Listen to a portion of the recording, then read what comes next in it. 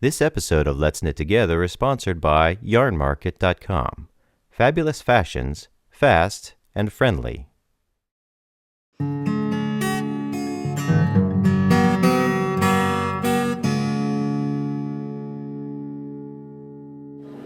How I started really was I was always really into making things from being a little girl, so from scrapbooking and sewing right from a very early age. My grandma was very much a creative person and would turn old tea towels into skirts and got dolls' clothes, so I was very involved in that sort of thing. And she taught me to knit about 6, 7, like most children or little girls, learning to knit at grandma's knee. And then I didn't really do anything with it because I didn't have a very big attention span, and sewing's so much quicker. So that's how I kind of got started, and then I went actually to college to do textiles for fashion. Oh, so where did you actually go? I went to Brighton University. I actually, before that, did a foundation course, which is all the different disciplines of art and textiles, from doing fine art painting with oils, sculpture, graphic art, and that's before computers were around, so everything was done by hand, jewellery making, all the different disciplines of art, but very much fine art based. And then I decided to specialise in textiles from there.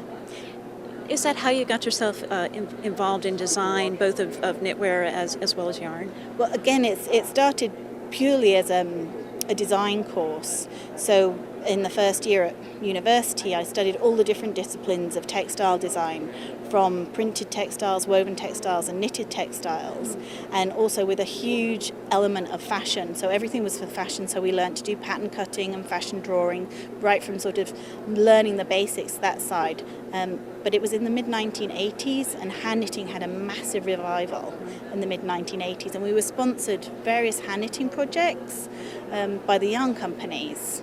And that's really how I picked up my knitting needles again. Wow. And it's like riding a bicycle. Once you learn, you don't forget.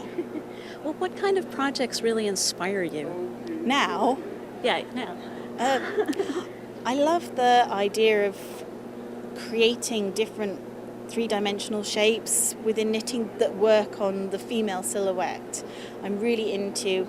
I make no excuses for not designing menswear. I primarily design women's wear and children's wear because that's what interests me. It's about creating things that feel beautiful on the body. I think if somebody spent a long time knitting something, when they put it on, it's going to make them feel magical, really. Right. Do you have a particular approach to how you design? I design very much as a fashion designer, so I'm incredibly privileged because I have my own yarn line in that when I do design, I'm designing a collection. So each yarn will have a collection booklet with it, and I treat it very much as designing a collection. So you'll have a couple of sweaters in there and a couple of dresses, jackets, but I always work to a central inspirational theme. Because of my fine art background, it's really important to have inspiration, but around that then I can sort of play on different ideas, whether it be cables in one booklet with a particular yarn that I feel favours that, whether it's lace patterns, whether it's mixing different scales, so a really chunky yarn with lace patterns, so you get something really interesting happening. But it's all, when it gets put on the body, it makes you feel really elegant.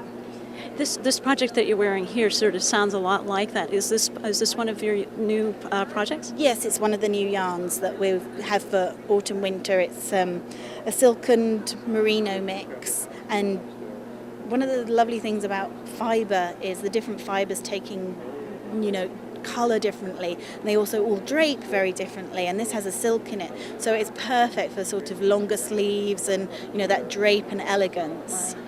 Can you just turn around and show us the back?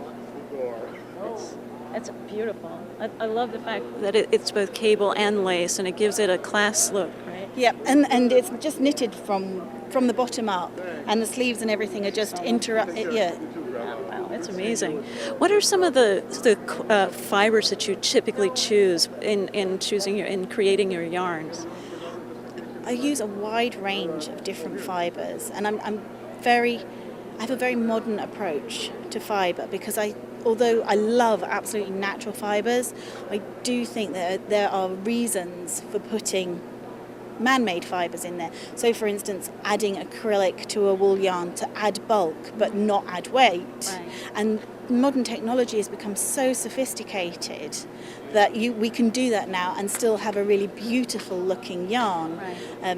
One of my other favourite fibres is viscose, and now viscose has so many different names, whether it's bamboo or corn or milk, but essentially it's a viscose fibre, and that was one of the most popular fibres in the 1930s and 40s, and a lot of the vintage clothing that comes from then is made of viscose, but the drape on viscose is just beautiful. And a shimmer. Absolutely, and again takes colour beautifully. Right.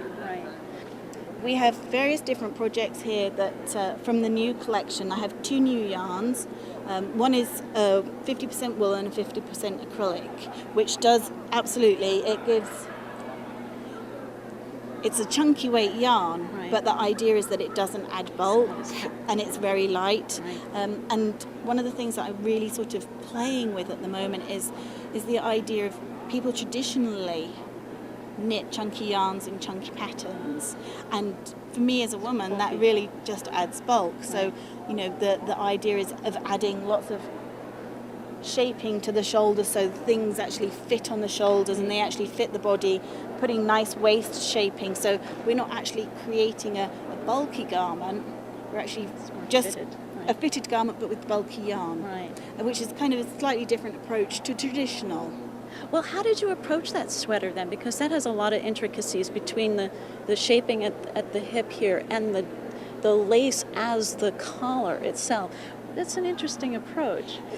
Well, people always say to me, your designs look so complicated, but when you actually come to do them, they're very, very simple. This is actually knitted in one piece up to the armhole, and the collar is all knitted in one.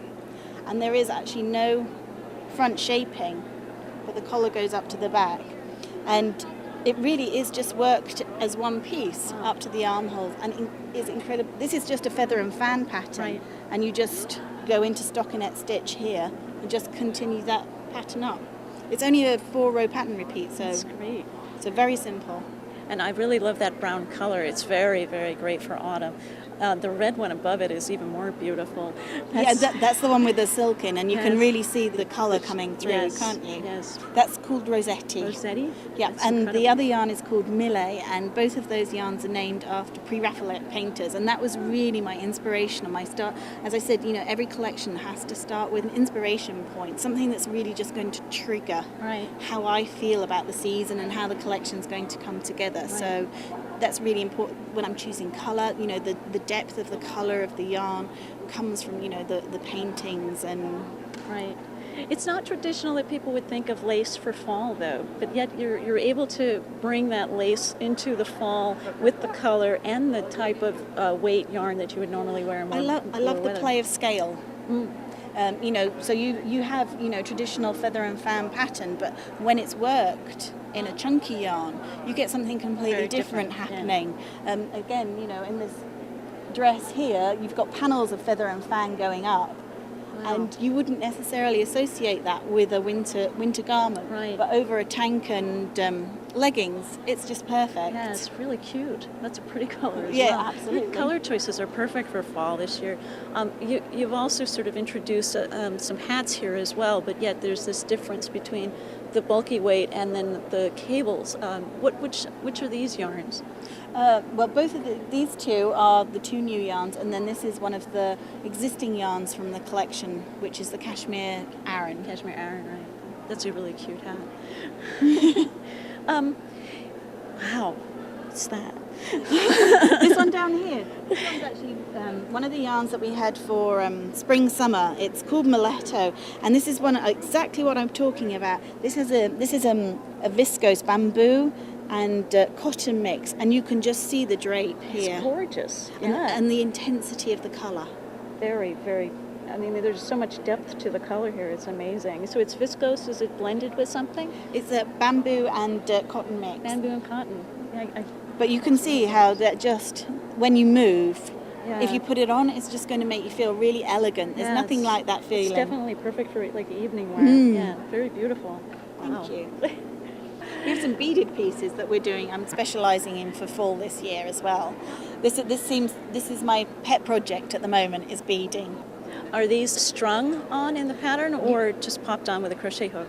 The beads are actually threaded on. I tend to use a needle and ordinary thread, and I kind of loop that over and then thread the beads on, and then they're knitted in at the same time as you're going along. You slip the bead up, and I'm working on a book with Interweave Press that comes out in December called Knitting in the Details, and I have a whole chapter on beading and working with beads. This is beautiful. I love the way you put the beads into the stitch pattern itself. That's unusual. It's just a case of, this was a particular pattern that I was working on, and I just thought, it would be really interesting to see how I could incorporate beads into that. Very much sort of a case of when you sit down and I start designing, I might pick up the needles and start designing, or I might put it on paper first. Right. So I knew the sort of stitch pattern that I wanted to do. So I started charting it out, and I realised that I had enough space to actually get a bead in there as well. So again, just playing around with the different scales and just different ideas. And I've actually, in the same book, knitted this without the beads in a totally different yarn, just to give variation to the pattern. Right. Yeah. So the book is new. What else is coming up for you? Well, I have one main book coming for fall, and then 4 different brochures which play with all the different yarns that I have feature the different yarns in the range, and a baby book as well. Ooh. Tell us about the baby book. Oh, the baby book, well, my husband just loves babies, and he's my photographer. So he just enjoys any opportunity to photograph babies. So I think it's led by his desire to do another baby book. He always wants to take them home with him, or leave them, should I say? Yes. Very so typical, just very cute baby patterns. We'll be having a Let's Knit Together meetup at 3 p.m. on Saturday, October 16th at the New York State Sheep and Wool Festival in Rhinebeck, New York. We'll be meeting by the picnic tables directly in front of Building A. You can let us know if you're coming by clicking on the Let's Knit Together Ravelry meetup event on our Ravelry group. I'm trying to finish this sweater so that I can submit it to the Rhinebeck competition. I just have to pick up the stitches to make the button bands, but I've only got until Friday morning. Wish me luck! Louisa Harding is known for creating more modern designs using classic techniques. YarnMarket.com carries this book, Cardigans by Louisa Harding, which is a collection of some classic cardigan designs updated with modern styling and shaping. From simple stitches like this willow wrap cardigan to awesome cables like this vertigo cardigan. This project is definitely in my queue. You can find this and other Louisa Harding books and yarns at YarnMarket.com. This past weekend, Eric and I went to the Vimeo Festival and Awards in New York City. It was a gathering of video producers to honor this year's most creative videos on the web. There were panel discussions, workshops, and other events like this projection mapping demonstration on the IAC building.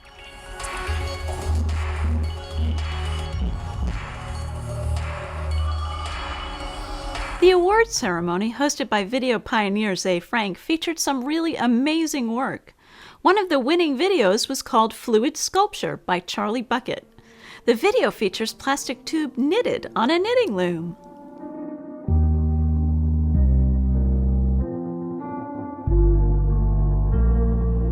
Charlie has even made a fluid dress, which he showed off at Maker Faire last year.